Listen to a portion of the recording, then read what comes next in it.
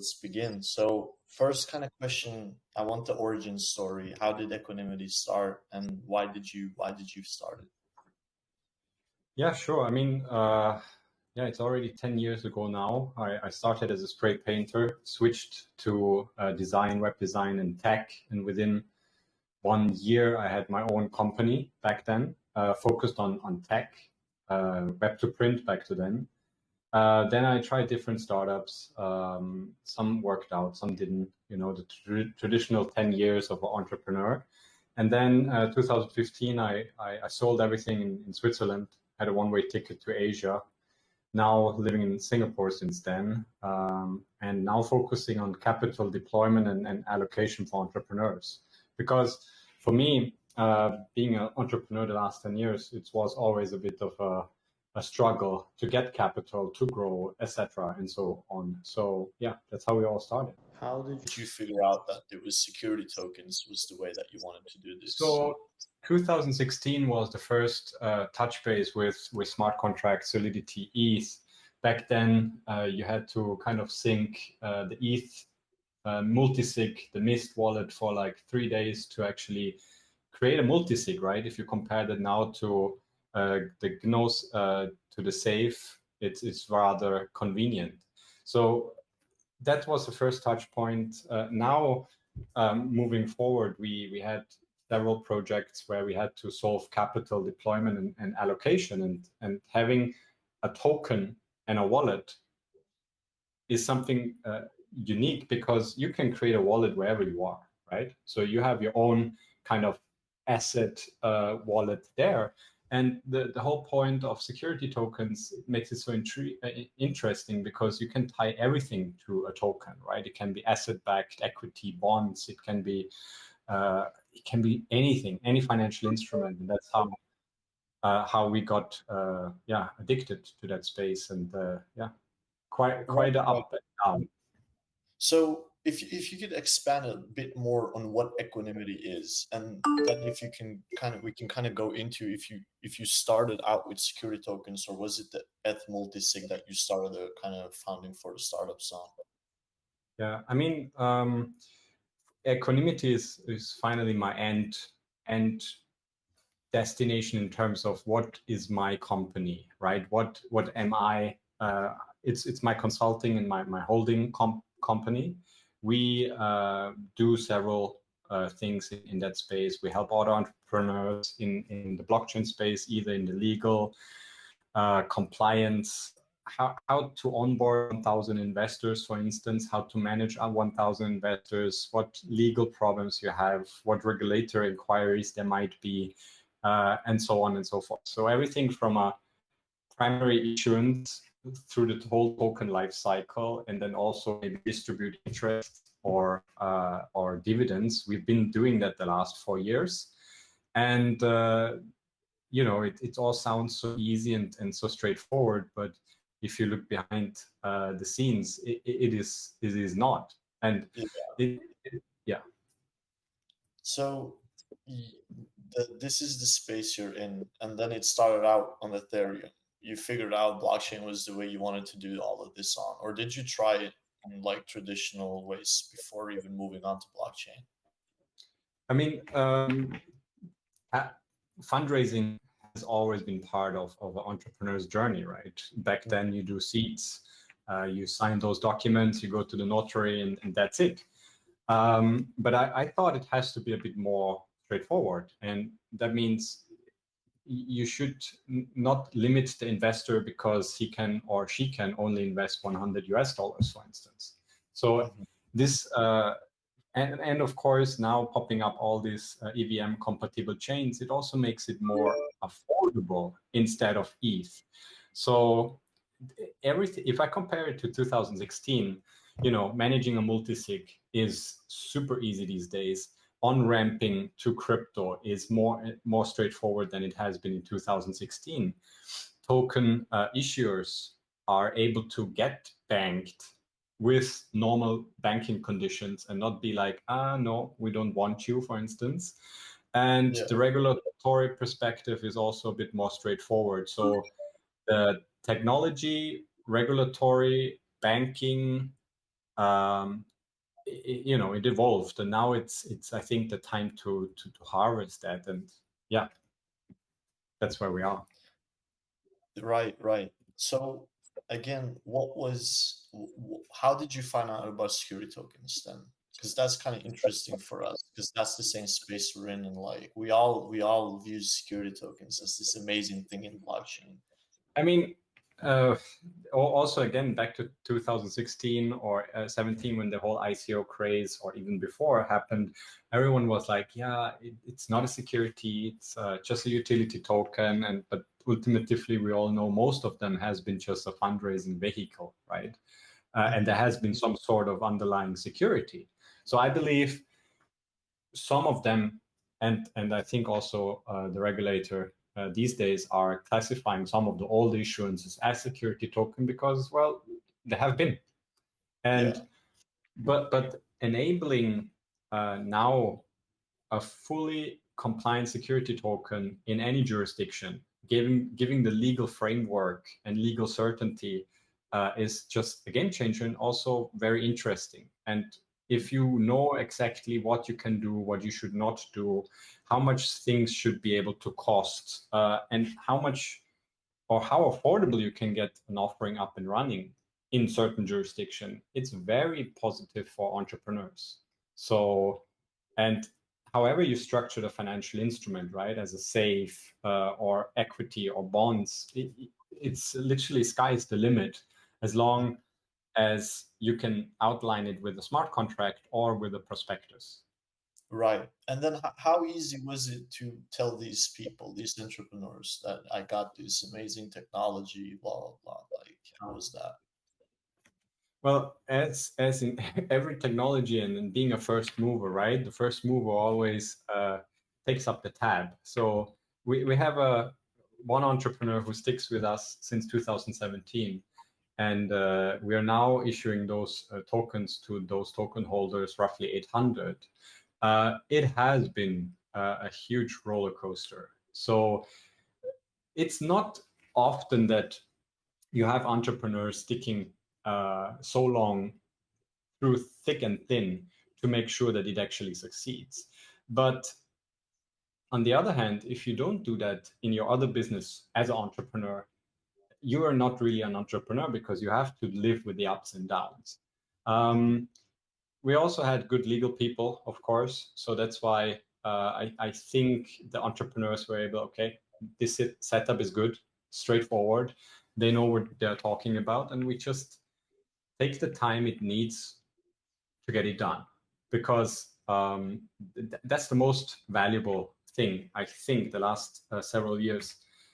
You have to have time. You have to deal with the regulator. You have to deal with compliance. You have to deal with legal. You need to understand. And Yeah. and I think not everyone might have been interested in that journey because the quick cash has been otherwise. But I think we are in for a next decade, which is very interesting for And, every entrepreneur out there. yeah, 100%. And then how is this technology with security tokens then benefiting the entrepreneurs? I mean, we're gonna do a demo in maybe the next 2 weeks where we also wanna showcase the awesome tech you guys build at XSwap. Because now with our complementary tech of, how do you onboard 5,000 investors with reasonable costs, no upfront costs? How do you leverage technology to not waste so much time in compliance to make everything manual, etc., but still be super compliant and having up-to-date tech? You're able now to make an offering from A to Z with banking, everything in place within 1 or 2 months, and the costs are 10 times less than in 2016, where all the lawyers, overcharged, banking overcharged, and no one really had a clue. Now, everyone, or some people who have been in the games since so long, they know how to do it. They have been doing it. There is a track record, And that's where I find it so exciting for entrepreneurs, that if they know and they want to understand that this is a very good way for capital allocation. And we all know that, especially in the certain times right now, entrepreneurs should always have access to capital. Hmm. And if you can pool together 5,000 investors in your current company, uh, legally compliant, affordable, show me how you do that in the traditional world. Yeah, It's hard. definitely. And then how has things shifted now then compared to say 3 years ago? Is it easier onboarding these people or trying to get them on the idea today? Oh yes, because the biggest obstacle was always banking, right? So let's Yeah. say you have a bank account where the contribution for the investment comes in. So it was not straightforward to tell a bank, hey, there is money coming in from, even when it was same regulated countries like the European Union, that we give out a token which is representing the share of the legal company here in Liechtenstein, for instance. Hmm. Um, that was a battle until 2020, and it still comes with a price of being able to bank.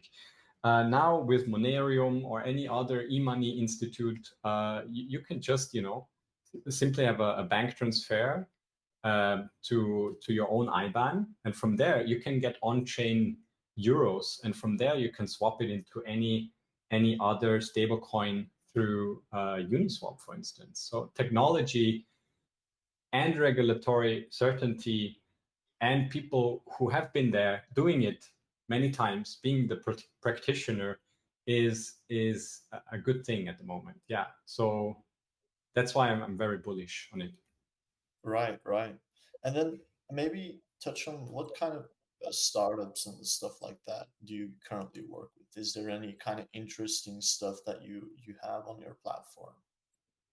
I mean, we currently have a few different tokens up and running who are currently also issued on chain, on ETH, Polygon, and also the XTC chain.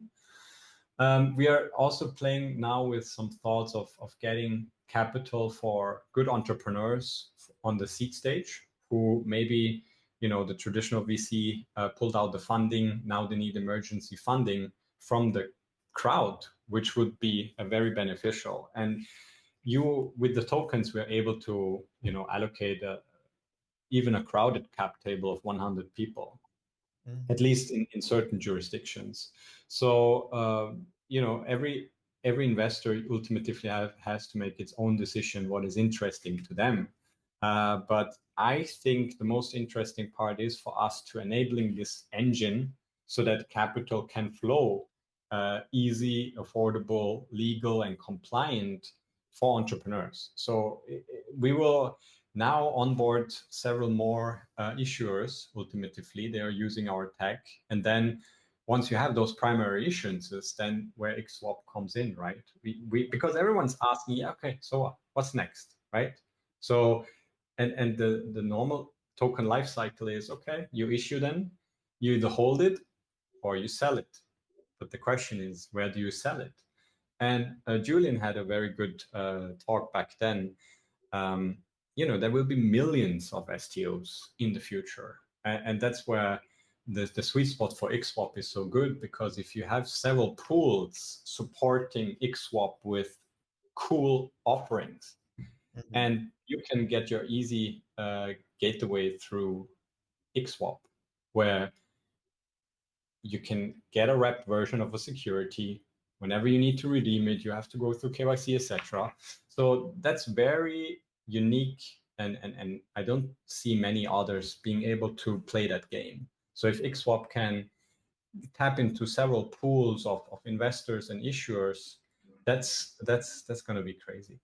Right, right. Because now you have your primary issuance platform. You've given all these, you have given investors tokens which represent equity of the startup or the project that they invested in, and now they're looking to trade those tokens. Yeah, correct. I mean, most of them are, we're still doing some proof of concept with XSwap, but I think we are very, very bullish if there will be some good news maybe soon from XSwap Yeah, I with think regards to tradability of those securities for retail, let's say. But look, we have time. We want to make sure that legally and we're compliant, and also tech, right? That we should never fuck up on that part. And it takes also there a little bit more time than you usually thought, but it's inevitable that this has to come, because not every STO is able to, I don't know, afford those ridiculous listing fees of those centralized, soon to be registered security tokens exchanges in UK, Switzerland, wherever they're going to pop up. So have you talked with them? Do you know if they provide market making services as well? Like if they're actual liquidity on those type of exchanges today? I mean, look, everyone says that, right?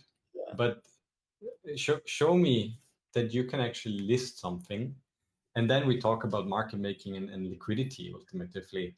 So that's why with XSwap, its philosophy, I find it more interesting, because our tech is enabled to make the primary issuance legally and fully compliant, and you can have so many people on your cap table as you wish. After that, my vision is that you just, I don't know, plus 2 days or 3 days, or let it be 7 days, this issuance can be listed or shown on XSwap, right? And the issue itself, maybe also some banks who understands that this will be the future, says, okay, liquidity, fine. Let's make that pool up, and let's see. Let's top it up when it's required. Let's wait and see. You cannot. It's going to be a gradually increase of supply and demand, and That's no one will be here and saying, yeah, come list. There will be so much liquidity, because there will not be. Everyone still has to think about, how do you manage wallets? What is a private key? Now self-custody is super important. So it will definitely take a bit more time than everyone thought. But if you look forward 5-10 years, that's where all this will be very interesting. And the beautiful graphic is the adoption rate of wallets compared to the internet. So that's, I like that as reference. And we just need to build the tech and the user experience to be as somewhat easy, so that everyone can use it like it has been back then with the internet. And then moving kind of forward, what is the future of Equanimity? Where do you see you guys going? Hopefully we continuously develop the tech, right, from different ID providers for wallet screenings, whatever you need to make sure that once you approve an investor, you are fully compliant, and you recheck them, and you mitigated your risk ultimately. And we're going to issue as many issuances as there will be, because our tech is there. You don't even have to talk with us, and ultimately you can make everything yourself. It's good that with Equanimity, we are also registered in Liechtenstein as a token creator, meaning we are legally allowed to create and deploy contracts on chain. And all our issuers are usually registered as token issuers also in Liechtenstein under the blockchain law. So I think we're going to push very hard there. With XSwap, we want to push a little bit harder through Singapore. And we want to meet as many cool, inspiring entrepreneurs as we can to just make this capital deployment a bit more easier for them. Interesting. So how do you then, shifting kind of on, how do you see, what's your take on the current tokenization industry, and how do you picture it in the future? How do you think things will pan out? It's funny that you ask me that specific question, because we might be able to close a bigger project the last few days, and I think this project has been shopping around at the, I don't know, so to speak, top 5 tokenization shops and big names, so to speak, but maybe they have not received the right answers or the right jurisdiction, or all in, right? The whole package has to fit. So I think if someone is providing that knowledge, the track record, and the legal certainty in that space, I think this will be the ultimate selling point for every entrepreneur, right? You always have to ask, okay, who is my right partner in that regard? And it's of course easy to say, okay, for this I pick that, for this I pick that, for this I pick that. But if you have a partner like Equanimity or XSwap who has been there, who has been doing it since so many years, and there's a track record, then it seems like that this is finally paying off because people are honoring this, that you are there, that you have been there, you're registered, you're fully licensed, and you just know how it works. So, but that's also a challenge for us to go out to the world to educate issuers, but also investors, right? It's like it's double the work we have to do, and also making those products more easy to use, and easy on ramp into crypto is getting better. So everything is very positive for the outlook, I would say. Yeah. And how do you think the performance of these tokens will do once they go to secondary trading, say on IXS, once we get those pools set up? How do you think that will be? I mean, not financial advice. Look, those entrepreneurs are there for the long term, right? And it depends. In my vision, those are the OGs, so to speak, in the security token space, and we will continue getting the experience with them. But the biggest harvesting and also investment opportunity for also XSwap token holders might be those who are now being able to be onboarded and get tokenized, because we had a very good discussion with the bank in Liechtenstein. They say impossible to tokenize SMEs because there's this and that and this and that and this and that, and then like, well, yeah, you still have fragmented cap tables and you have off chain, and then you should combine this with on chain. But maybe 10 years down the road, incorporating a company will not take any paper anymore, and the shares will be automatically on chain as a representation of the paper certificate, or just that the token is the share. And all this is gonna be more interesting now because everything is there. We have been proven that it works, and now all the SMEs, we need to educate them to get to try this out and know that it works. And from there, you can then say, hey, as Julian said, once we have 1,000 issuances, you can say, hey, I want to be exposed to Italian SMEs, or however you're going to filter your own portfolio. But the only thing what you need is a wallet. So this is the sweet spot. People need to understand that, show me a way where you can get into a security, even though when it's the wrapped version for the first start. But to get into a wrapped version of a security and then redeem the security to your wallet, either ETH, Polygon, XCC, or wherever, right? These EVM compatible chains are popping up like crazy. It's gonna be crazy, and this is unique, and people need to first understand all of that, and from there you can pick your cherries, make your due diligence, and fire. You don't need to talk with anyone. You make your swap if there is liquidity, and the issuers should provide the liquidity because they have the interest to have some certain price discovery. But there's still some problems to solve in terms of pricing. So, right, especially on equity token, the equity is valued for X, and the liquidity pool or XSwap is showing that certain price. So I think this is still something we have to solve down the road with, I don't know, very smart people to make that really scalable.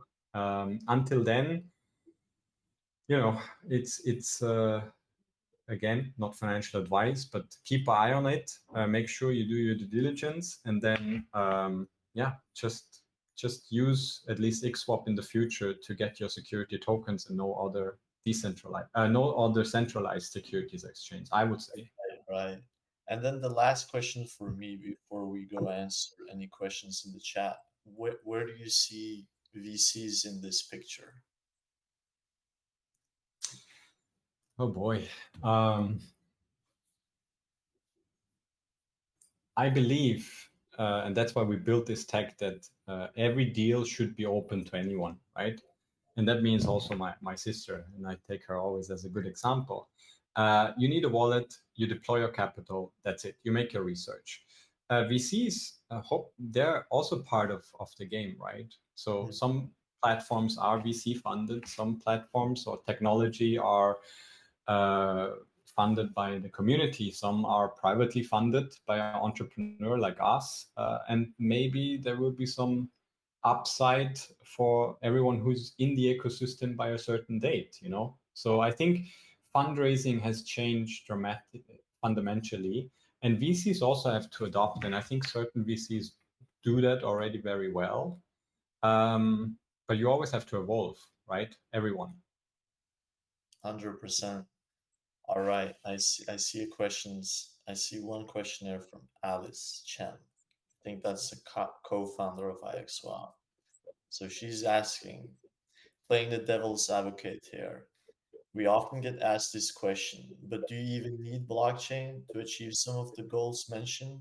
Access, trading, breaking down investment sizes?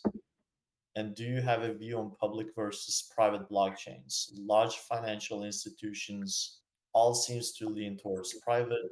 So how do we get large FEs to adopt DeFi applications?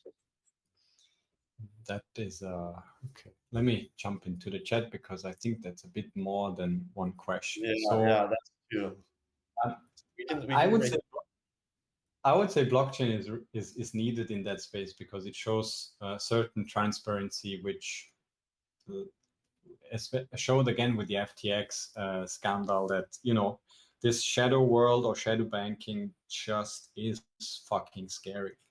And if you have and also for regulator, if you have always on-chain data and you know how to use Etherscan or any other block explorer, you should be good. But yes, privacy is a big concern because there are some ways where you could label wallets and then okay, this is that certain legal entity and so on and so forth. But I believe it will have more benefits than downsides. But of course, it takes a lot of education and also proof that this is gonna make a big difference. But I also say that there has been a lot of good use cases for permissioned blockchains or private blockchains where, yeah, that's you don't need to have that data publicly available. But if you have a consortium together who runs that chain, that's cool, and that's how it should be because it gives some also some certain transparency if everyone is using the chain how it should be. Right. Access trading, breaking down investment sizes. The breaking down investment sizes is a cool aspect Alice thinks. Look, if you have a cool entrepreneur, cool project, let's say blockchain tax refunds, right? Tech is cool, everything is nice, but you have to write a 50K check because the entrepreneur is like, I don't want to go through that legal and whatever bullshit to sign you on with a 1K check or 5K check. And I believe that in the future, every company should be held by, I don't know, 60,000 wallets. And you just join like a party round. That's a real term. Everyone should be Googling it. You just share the risk among many other investors. If you have a bit more deep pockets and take a bigger risk, yeah, then take the bigger chunk. But having a vision that someone from Indonesia or Vietnam creating a wallet, go through KYC, and then just topping up $100 or $10, whatever it's going to be, the nominal value of one token, which might be a share, is just mind blowing because it gives access to everyone. And no, we should never ever limit access for investment sizes. Like you can only join if you do 25K or 50K. A good example here in Singapore is that Amex recently removed the minimum requirement for salary to get an Amex Platinum. So that was just because MAS required it, something like that. So now that changed, regulatory perspective changed, and I think that's just going to be the future. The regulator also has to adopt, but of course, you always have to make your own due diligence and somewhat try to understand what you buy there.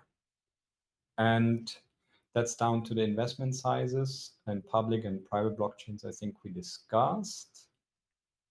But yeah, the perfect use case for DeFi. And I made a video about it, and we're going to publish this soon with hopefully XSwap as well. I was able to send 100 euro from a bank account to my personalized IBAN. I got on-chain euros. I swapped it to USDC, I think was it, because the liquidity pool of the security token was in USDC, and I swapped the security. Everything done in 5 minutes. 3 minutes more, and I redeemed the underlying security in my wallet.